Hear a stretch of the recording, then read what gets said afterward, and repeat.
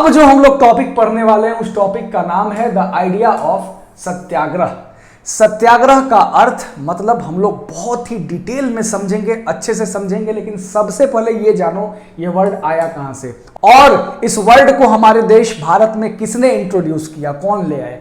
तो इसको ले आने वाले जो शख्स हैं उनका नाम है महात्मा गांधी। और सत्याग्रह कहां से आया भारत में? साउथ अफ्रीका से आया। कैसे आया? देखो फर्स्ट पॉइंट में लिखा हुआ है, Mahatma Gandhi returned to India in January 1915 from South Africa. यानी महात्मा गांधी साउथ अफ्रीका गए थे। साउथ अफ्रीका वो गए थे 1893 में, 1893 में साउथ अफ्रीका गए थे, एक केस लड़ने गए थे और वो साउथ अफ्रीका में अपने जीवन का 30 साल बिताए। फाइनली 1915 के जनवरी में, यानी जब वो 45 साल उनकी उम्र हो गई थी, तो वो भारत में रिटर्न हुए। यानी कि ये कहना चाह रहा है कि महात्मा गांधी रिटर्न, वापस आए कहां? अपने देश भारत में।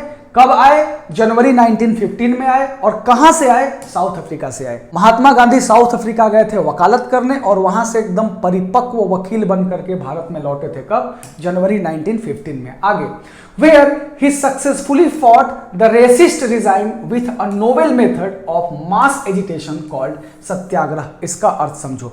देखो साउथ अफ्रीका में बहुत ही ज्यादा नस्लीय भेदभाव था। आप लोग क्लास 9th के सिविक्स में पढ़े होंगे, अपार्थाइड एक सिस्टम था। अपार्थाइड क्या था? It is the racial discrimination based on skin colour, यानी कि स्किन के कलर के ऊपर आधारित नस्लीय भेदभाव, यानी गोरे कालों का भेद। कहां पर था? साउथ अफ्रीका में बहुत ही ज्यादा था। क्लास 9th में आप लोग डिटेल में पढ़े हैं कि काले लोगों के साथ कैसा बर्ताव किया जाता था सिविक्स में। फॉट यानी गांधी जी ने लड़ाई लड़ी उस रेसिस्ट रिजाइम से। रेसिस्ट रिजाइम कौन था? जो वहां पर शासन करते थे। जैसे हमारा देश भी कॉलोनी था ब्रिटेन का, उसी तरह से साउथ अफ्रीका भी कॉलोनी था। किसका? ब्रिटिशर्स का। यानी उनके खिलाफ गांधी जी ने लड़ाई लड़ी विथ अ नोवेल मेथड, यानी बहुत ही अच्छे तरीके से।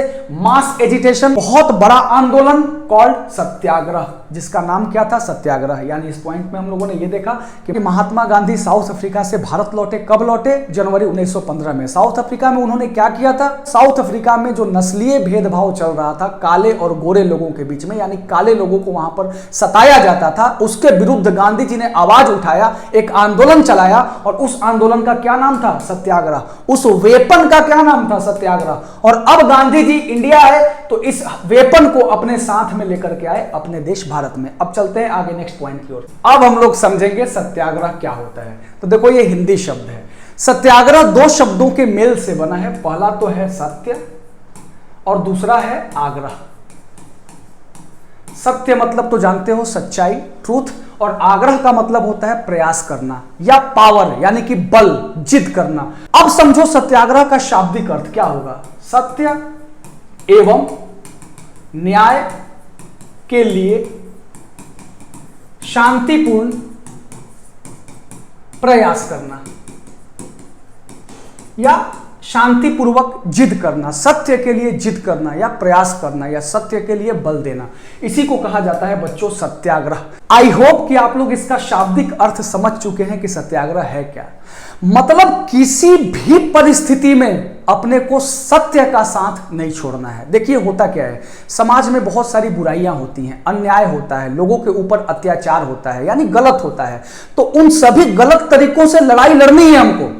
लड़ाई लड़नी है लेकिन शांतिपूर्ण तरीके से, अहिंसावादी विचारधारा से लड़ाई लड़नी है। यानी कि अन्याय के खिलाफ हम लड़ेंगे लेकिन हिंसा नहीं करेंगे, यानी उसको मारेंगे पीटेंगे नहीं, लाठी डंडा नहीं उठाएंगे। हम आवाज उठाएंगे अन्याय के खिलाफ, अत्याचार के खिलाफ, स्ट्रांगली आवाज उठाएंगे चाहे जो हो जाए, लेकिन हिंसा नहीं करेंगे, यानी शांतिपूर्ण तरीके से हम आवाज उठाएंगे। इसी को कहा जाता है बच्चों सत्याग्रह।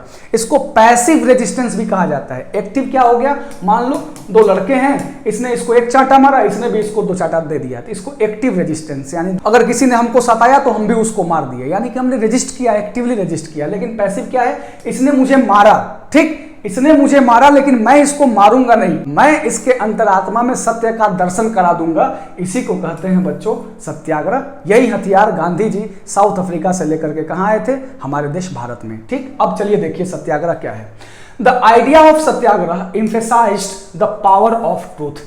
यानी सत्याग्रह का मतलब ही है किसका पावर, किसकी शक्ति, सत्य की शक्ति। यानी किसी भी हाल में सत्य को छोड़ना नहीं है और सत्य के शक्ति से हमको अन्यायी पे विजय प्राप्त करना है, ना कि उसको मार के, ना कि हिंसा करके। आगे, and the need to search for truth, यानी सत्य का खोज करते रहना है, यानी कि सत्य के प्रयास में हमेशा लगे रहना है, कभी भी असत्यवादी नहीं होना है, कभी भी खुद गलत नहीं होना है। आगे, it suggested that if the cause was true, यानी सत्याग्रह ये कहता है कि अगर आपका कारण सच्चा है, अगर आपके लड़ाई लड़ने का कारण जो है वो सच्चा है, if the struggle was against injustice, और अगर आपका संघर्ष अन्याय के विरुद्ध है, अगर आपका संघर्ष अन्याय के विरुद्ध है, then physical force was not necessary, तो वहां पर लाठी डंडा घूसा मुक्का ये सब करने की आवश्यकता नहीं है। Physical force was not necessary to fight the oppressor, यानी कि जो आपको परेशान कर रहा है उससे लड़ने के लिए हमको फिजिकल फोर्स यानी लाठे डंडे भाले बंदूक गोली की आवश्यकता नहीं है।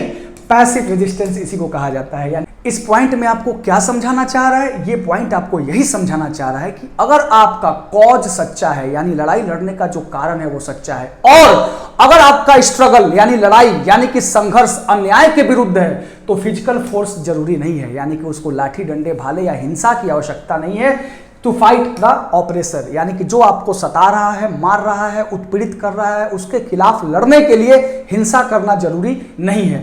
इसी को कहा जाता है पैसिव रेजिस्टेंस। इसका मतलब यह है कि हम अन्याय के विरुद्ध लड़ाई तो लड़ रहे हैं, हम अन्याय के विरुद्ध आवाज तो उठा रहे हैं, अत्याचार के विरुद्ध, लेकिन अहिंसा के रास्ते से। हमको हिंसा नहीं करना, ठीक, हमको वायलेंट नहीं होना है। आगे, this could be done by appealing to the conscience of the oppressor. भला ऐसे कैसे हो जाएगा, सवाल ये उठता है ना। कोई हमको ऑपरेस कर रहा है, परेशान कर रहा है, तो हम उससे पैसिव रेजिस्टेंस दिखाएंगे तो भला वो कैसे सुधर जाएगा। तो देखो गांधी जी का क्या कहना था, this could be done by appealing to the conscience of the oppressor, यानी सत्य के शक्ति से हमको करना क्या है, जो लोग ऑपरेसर हैं, जैसे इंडिया में ब्रिटिशर्स जो हमको परेशान करते थे, उत्पीड़ित करते थे, उनके कॉन्साइंस को जगा देना है, यानी उनके अंतरात्मा को झकझोर देना है। यानी कि हम सच्चाई के साथ मजबूती से इतने डटे रहेंगे कि वो लोग हमको देख करके और हमारा अहिंसावादी विचार देख करके वो सुधर जाएंगे, उनका हृदय परिवर्तन हो जाएगा, उनका आत्म परिवर्तन हो जाएगा। इसी को कहा जाता है कॉन्साइंस, यानी कि हमको ऑपरेसर के अंदर में सच्चाई दिखा देना है। ऑपरेसर को ये लग जाए कि नहीं हम गलत हैं, सामने वाला सही है, बस इसी को दिखा देना, बस इसी सोच को उसके माइंड में इंप्लांट कर देना, उसके अंतरात्मा को झकझोर देना, उसके अंतरात्मा को यह बता देना कि तुम गलत हो।